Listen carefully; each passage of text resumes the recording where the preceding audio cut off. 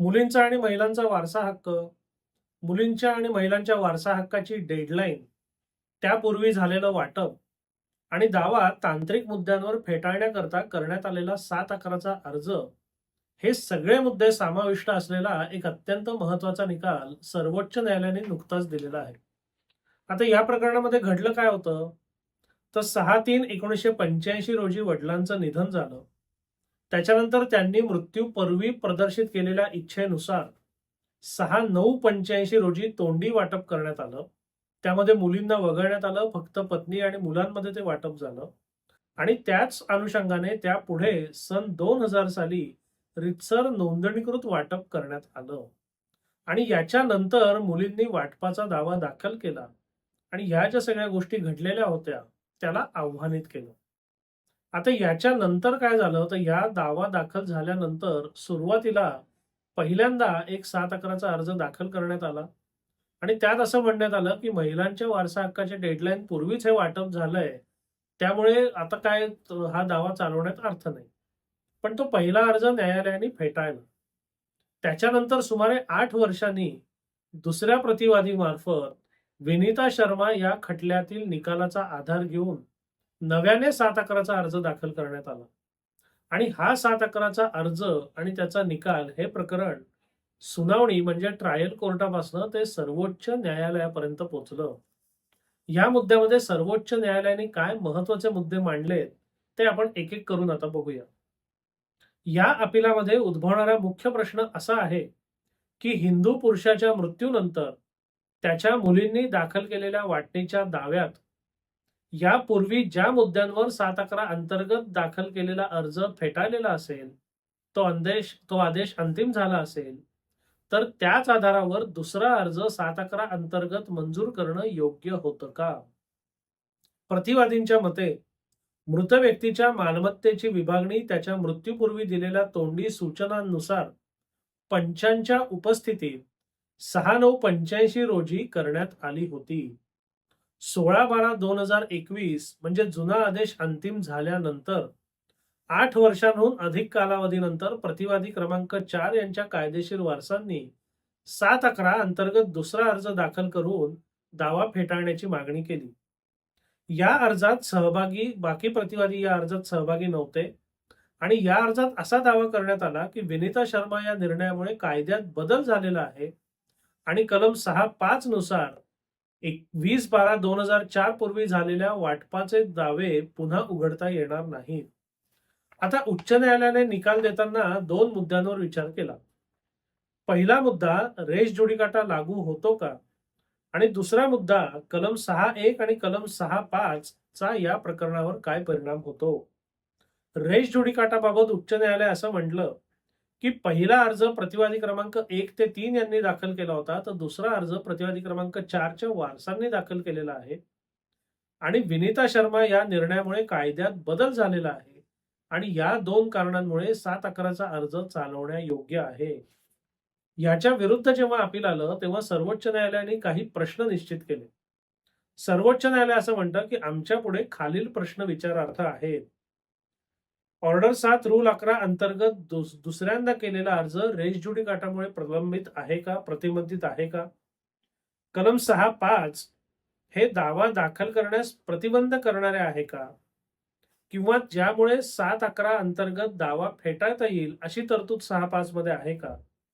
आणि वादीला याच कायद्यातील म्हणजे हिंदू उत्तराधिकार कायद्यातील कलम 8 मध्ये स्वतंत्र हक्क आहे का, जो 2005 च्या दुरुस्तीपासून स्वतंत्र आहे आणि जो 6(5) या तरतुदीमुळे प्रभावित होत नाही. सर्वोच्च न्यायालय पुढे असं म्हणतं, की विनीता शर्मा या निर्णयाने नक्की काय झालंय, तर याने स्थापित कायदेशीर सिद्धांत बदललेला नाही.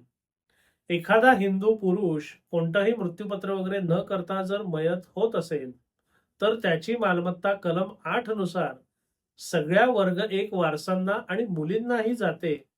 ही जी मूळ कायदेशीर तरतूद आहे, ती विनीता शर्मा खटल्याच्या निकालाने बदललेली नाही. दुसऱ्या 7/11च्या अर्जात उपस्थित केलेला मुद्दा अगोदरच थेट आणि अंतिमरित्या निकाली काढलेला होता.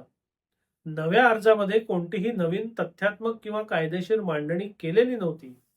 त्यामुळे केवळ या कारणावरून सुद्धा उच्च न्यायालयाचा आदेश रद्द होणं पात्र आहे.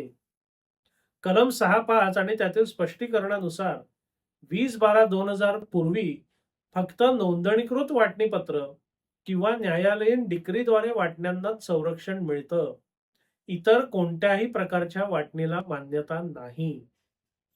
या प्रकरणात वादीने कोणतीही अंतिम आणि बंधनकारक वाटणी मान्य केलेलीच नाहीये. 2000 सालचे वाटणीपत्र हे पत्नी आणि मुलांनी मुलींना कोणतीही माहिती न देता, विश्वासात न घेता किंवा संमती न घेता गुप्तपणे केलंय असं वादीचं म्हणणं आहे. मुलींना त्यांचा हिस्सा न देता त्यांच्या पाठीमागे केलेली अशी वाटणी वैध आहे का, हा प्रत्यक्ष पुराव्यावर ठरवायचा वाद प्रश्न आहे.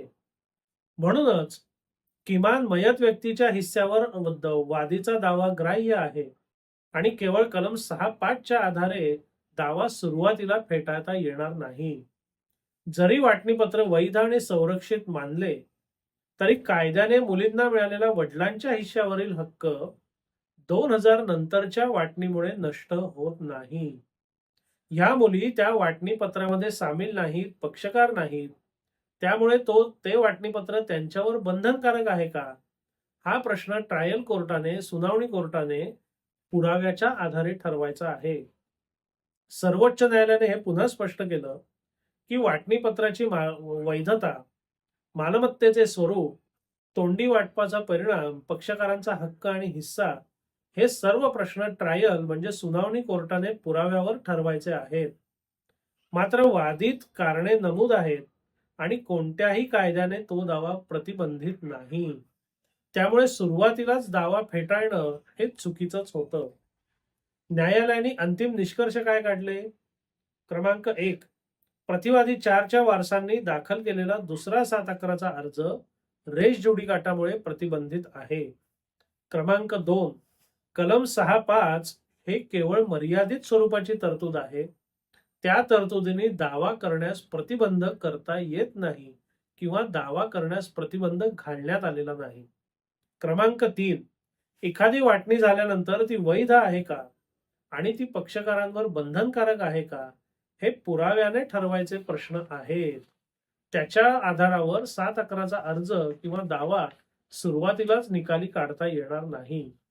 क्रमांक 4, वादी हिंदू वारसा अधिनियम कलम 8 अंतर्गत वादींना या कलम 8 अंतर्गत स्वतंत्र हक्क आहे, जो 85 मध्येच निर्माण झाला होता आणि 2005च्या दुरुस्तीपासून स्वतंत्र आहे.